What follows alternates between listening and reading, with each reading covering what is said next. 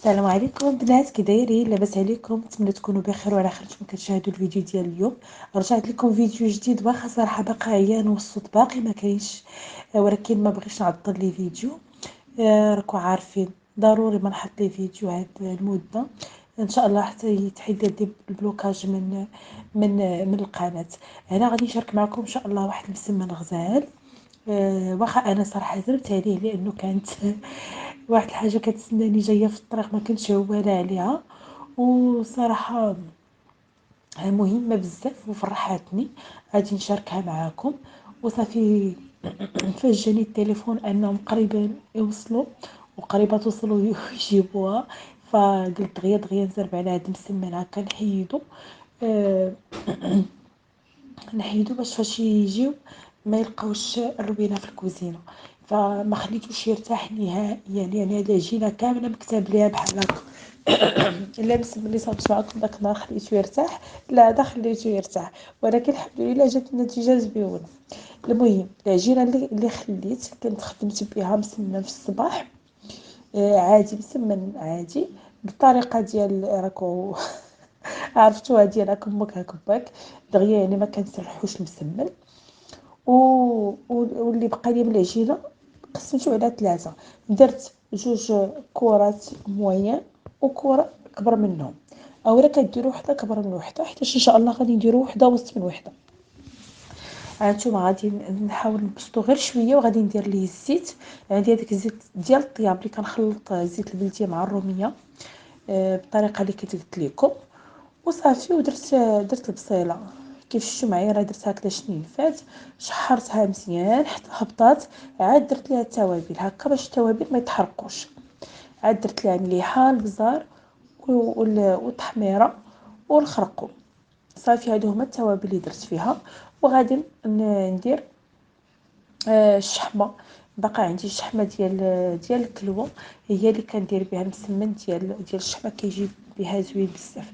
اللي بغى يدير الكفته يديرها، اللي بغى يدير طرفات ديال الدجاجه ولا الكروفيت، راكو عارفين الحشوه اللي بغيتوها ديروها. انا درت الطريقه العاديه اللي فيها غير الشحمه والبسطه. صراحه كنت مشهيه، وانا البسطه كيعجبني اني ندوز هكا في مقيله صهد، حيتاش كاين اللي كيديرها خضره. انا هذه كتجيني زوينه وكتجي معيسله، كتجي حسن والناس اطباق. صافي غادي نخلي دوك المقادير هكا اولا القوام ينسجم ليا مع البصيله والشحمه. وصافي وغادي ندوز باش نسرح العجينه. نتوما ضروري خلوا الحشوه تبرد، انا راه ما خليش الحشوه تبرد، ما خليش العجينه ترتاح. كيف قلت لكم انه جاني التليفون انهم جايين في الطريق يجيبوا لي واحد الحاجه ضروري كنت كنتسناها ومحتاجاها بزاف. فصافي قلت نزرب دغيا دغيا نحيد عليا هادشي. صافي غادي نبداو باصغر كره. انا ورقتهم عاد بديت كنبسطهم بحال هكا. ممكن نيشان تسرحوا العجينه زعما بلا ما ديروا لا طويه تاع المسمن عاد هذا. المهم انا بغيتو زعما باش يجيني مورق اكثر، وصراحه جا زوين. كيف كتشوفوا معايا كندير غير شويه ديال الزيت وكنسرح ديك العجينه اولا ديك السيمنه الاولى. غادي نحط فيها الحشوه كامله صافي، وغادي نسدها بطريقه مبسطه. صراحه راه كيجي زوين ولذيذ، ولكن اللي ترافقوا به هكا شوربات ولا ديروا مع كويس ساعات. انا صراحه حطيته غير مع كويس ساعتين باش يا سلام جا غزال. وما نعاودش لكم، انا اصلا كنت فرحانه كلشي جاني وبداك. ايوا المهم كيف شفتوا الحشوه سرحتها كامله صافي، وبديت عاود كنطويه. صافي بهذه الطريقه راه الفيديو كيوضح لكم كلشي. كنحاول نجمعها هكا مزيان. هي فاش كتخليو العجينه ترتاح راه ما كتخرجش الحشوه نهائيا وما كتقطعش. انا تقطعات ليا العجينه فاش كنت هكذا كنبسطها في الاخر، لانه الحشوه درتها سخونه. راه كيف طفيت عليها من فوق النار صافي حطيتها فوق السمنه وتقطعت ليا الورقه. ماشي في هذه المرحله فاش بديت كنبسط باش ندخلها للفران. كنعاودو نحطو ديك الطويه من التحت، وكان نديرو طويه عاوتاني ديال المسمنه الثانيه من الفوق باش ما كتجيناش بلاصه غليظه وبلاصه فهمتوا ما فيهاش هذا كافي، ما فيهاش هذا العجين كافي. البلاصه اللي كنجمعوا فيها كنقلبوها. صافي اخر عجينه اللي كتكون هي الكبيره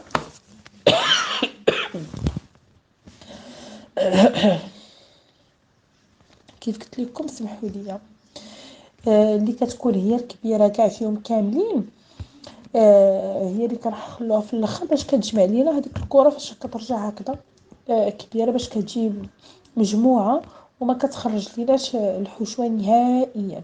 غير خلوها ترتاح، يعني خلوا الحشوه تبرد. وتاني حاجه فاش ديروا هاد الطريقه هذه، فاش توصلوا هاد المرحله خبيوها بشي بلاستيك تكونوا داهنينها بزيت باش ما ديرش لكم ديك القشره من الفوق، وخليوها ترتاح باش فاش تجيو تبسطوها تعطيكم الطعم. ها هو جا كيف صورت لكم هاد اللقطه الصغيره. انا هنا كنت كنتسنى في الكونجيلاتور، وصل الحمد لله. الكونجيلاتور ديالي خسر ليا، كان عندي هادو اللي كيجيو هكا طوال واقفين، وصافي فاش قال لي المعلم راه ما غيتقادش، وانا كنت معوله زعما نقادو باش نبدا نوجد معكم التحضيرات ديال رمضان، كنحتاجو بزاف. وما صافي قال لي ما يتقادش، تخربقت. ولكن ربي يسر في كونجيلاتور اخر حسن وخديته من بعد ان شاء الله. نوريكم هاد القضيه هذه اللي خديت، نشرح لكم كيفاش. المهم ها هو المسمن هنايا راه طاب كيف شفتوا، راه تحل ليا حيت ما عطيتوش الخاطر فاش بين نسرحو، ولكن راه جا لذيذ ومحمر. عرفتي راه جيت مع كيف سالاو هما. انا حطيته في الفران كيبان ليا راه هما كاينين لتحت. انا من بعد ما انستالو ليا الكونجيلاتور في بلاصتو وكلشي صافي، جيت باش نوجد واحد الكيك. جا واحد الكيك خطير غزال بزاف، نصحكم تجربوه. هو زعما مفيش شي حاجه مختلفه، ولكن جا لذيذ غير بالشكلاط والكركاع. ولكن جات الكيك ديالو جا معلك. هنايا خلطت البيض مع سنيده، كنحاول اني ندير البيض مع سنيده باش تذوب ليا ديك سنيده دغيا، ماشي بحال درتيها في الزيت. جا واحد الكيك غزال بزاف. ودرت الزيت كيف شفتوا، راه كندير انايا غير كويس صغير، هذا راه ماشي ديال العلبه، صغيور، كاس فريمون صغير. ما كنعمروش، يا اما كندير النص ديالو ولا كنديرو يعني كاس لارو، ولكن ماشي ديال العنبه، هذا صغير ما كيهش بزاف.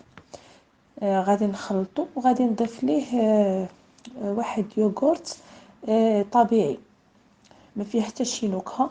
هو اللي ضفت. كنتو بغيتو تضيفوا بالبنان او شي نكهه اخرى، صراحه انا كيعجبني يا بالفاني يا بالبنان يا هذا كيكون ناتور ما فيه حتى شي كو. بس هذا بلا سكر، هذا بلا سكر وناتور.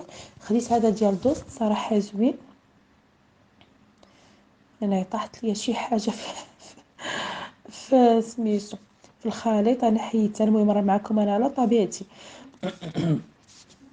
صافي غادي نحركو مزيان. صراحه هاد اليوغورت هذا كيعطي الكيك واحد القوام زوين. وصافي ودرت الفاني كيف شفتوا معايا، عندي داك المسحوق ديال الفانيلا، وغادي نضيف واحد 2 معلقات ولا هذا ديال الكاكاو المور. صافي غادي نخلط مزيان وغادي ندير الدقيق وحتى يعطيني داك القوام ديال الكيك اللي بغيت، ما يكونش ثقيل بزاف وما يكونش خفيف. وغادي نضيف ليه اخر حاجه خماره ديال الحلوه، درت غير خماره وحده و2 بيضات، ما غاديش يجيني الكيك عالي. اصلا المول اللي عندي راه صغير، هذوك الجولبي اللي جاي طويل هذاك راه صغير ما كيهش الخليط بزاف. وعاد انا ما بغيتوش يجي منفوخ، بغيتو يبقى مستوي من ديك الجهه باش فاش نقلبو ونحطو على البلاصه اللي فيها دوك الزويوقات يجيني مزيان، ما يجينيش فهمتوا فاش كيتنفخ. فاش كتقلب كيجي ديفورمي. نتمنى نكون شرحت لكم مزيان. صافي بالنسبه للكونجيلاتور البنات، انا كنت كنقلب على كونجيلاتور، مشيت شفت لي غران سيرفاس، شفت شحال من بلاصه لقيتهم صراحه غاليين هادو اللي كيكونوا واقفين او دايرين كريدي غراتوي، ولكن شكينا فيه صراحه شكينا فيه يكون فيه شي قرض ربوي ولا شي حاجه. قلنا صافي بلاش. كنت غادي نشوف غير في كراج علال وهذا، بصراحه مازال ما لحقتش. قلبت حتى شفنا واحد في الفيسبوك انه كيبيعهم دوك لي كونجيلاتور، وحتى اي حاجه، ثلاجات، فراران، لي ماشين لافي ولي لافيسيل اللي كيكونوا مازال ما مستعملينش، ولكن كيكون فيهم شي ديفو. مثلا كيكون فيه شي تضغيطه، فيه شي جرحه، يعني اللي ما يقدروش يبيعوه جديد. كيكون حتى هو مثلا معروض في لي غون سيرفاس، ولكن كيتخبش من شي بلاصه اولا كيتضغط اولا هذا، ما كيبيعوش بداك الثمن. فهاد السيد هذا كياخد هادوك دوك الالات، الكونجيلاتور، اي حاجه، ثلاجات، فرارن كيف قلت لكم، وكيبيعهم. كيشروهم بثمن ناقص، وكيزيد فيهم واحد لا مارج ديال الربح ديالو، وكيبيعوه بثمن زوين. يعني انا هاد الكونجيلاتور هذا تقام عليا ب 4500 وقيله. وهو في يعني بحال تنقصات لي واحد 3500 درهم. الا بغا ناخذو جديد على الثمن اللي خديت انايا، تنقصات لي واحد 3500 درهم. وصراحه راه مازال ان شاء الله نصوروا لكم. راه ما فيش زعما شي جرحه كبيره اولا شي حاجه. ليسونسيال انه عمرو ما خدم، يعني ماشي قديم، وخدام مزيان. غير المشكل اللي كيكون فيهم كيف قلت لكم، كيكون فيه شي خبشه اولا شي حاجه. صافي هنا الكيك ديالي راه وجد. كيف شفتوا في الاول زوقته بهذا بالكركاع، كيجي زوين. داك الكركاع يلاه كيغرق وما كيوصلش حتى لتحت. شفتوا فاش كنقلب الكيك وكنحطو على ديك البلاصه اللي فيها دوك الزواقات ديالو، صافي كيجيني الكيك مسطح زوين. ماشي بحال كان عالي بزاف، ما كيجيش زوين الا قلبتيه. صافي غادي نقطعو. لا راه كان برد واحد شويه، انا حتى برد واحد شويه عاد حليته من المول ديالو. جا كيك لذيذ بزاف. هكذا كيك يومي ما فيهش بزاف ديال الخدمه. ممكن ديروا فوق منه شي صوص اولا شي تزوقوا بفرايز فرومبواز. اجي المنظر ديالو زوين. انا دغيا صوبته هذا في الليل باش تجي منه بنتي الغد للمدرسه. ها هو الكونجيلاتور البنات، قولوا لي مبروك. دابا باش نبداو نوجدوا ان شاء الله التحضيرات ديال رمضان على خاطرنا، لان الكونجيلاتور ديالي انا راه تقريبا شي عام دابا باش هو ما خدامش. وفاش شافوا المعلم قال لي لا راه يعني راه ما يمكنش، يعني واخا تصاوبي غادي غير تضيعي فيه فلوسك. هاد لا مارك اللي خديتها هي كاندي ا دو بلس، يعني بالنسبه للانرجي ما كيكونسوميش بزاف، وراه جديد. فيه 7 ديال لي تيغواغ، فيه بلاصه ديال الكلاصون، وفيه داك فيه فيه غير البخار. حيتاش اللي كان عندي قبل كان الاخر اللي فيه اللي يقدر يدير الثلج، واخا ما كانش كيدير ليا الثلج الصراحه، كان حتى هو زوين فاش كان خدام. هذا ها نتوما شفتوا بالاكسسوار ديالو، بالكتاب ديالو، بكل شيء ليه. هادو بحال كيف قلت لكم كيكونوا حاطينهم في الشاو، يعني كيكون معروض وكيطرى ليه شي حاجه هكذا، يعني ما كيبقاش يبيعوه، فكيدوزوه لهاد الناس هادو كيبيعوه بثمن زوين. ان شاء الله انتظروا في الفيديوهات الجايه باش نوجدوا ان شاء الله تحضيرات ديال رمضان مجموعين. نتمنى ان الفيديو ديال اليوم يعجبكم وتكونوا استفدتوا منه، ونتلاقاو في فيديو جديد ان شاء الله.